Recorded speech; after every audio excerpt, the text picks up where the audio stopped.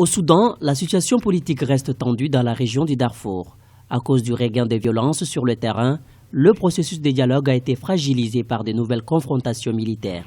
Une situation qui préoccupe la force de maintien de la paix des Nations Unies. La recrudescence des attaques dirigées contre la population civile dans le Jebel Mara entrave les négociations pour la cessation des hostilités. De l'autre côté, le gouvernement soudanais réaffirme n'avoir porté aucun soutien aux milices arabes. Nous tenons à réaffirmer que le gouvernement soudanais ne cautionne pas les agissements des milices janjaouides. Bien au contraire, nous les combattons. Le gouvernement du Soudan s'engage dans le processus de paix. La mission de l'ONU devrait nous aider en ce sens. La mission conjointe de l'Union africaine et des casques bleus déployés en 2007 est présente dans le pays pour protéger les civils et fournir de l'aide dans la région. En 2014, près d'1 demi-million de personnes ont été déplacées. Au Darfour, la situation humanitaire reste également préoccupante.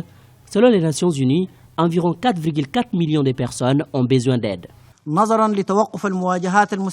L'ONU doit mettre l'accent sur la réalité et ne doit pas faire sa propre lecture des faits.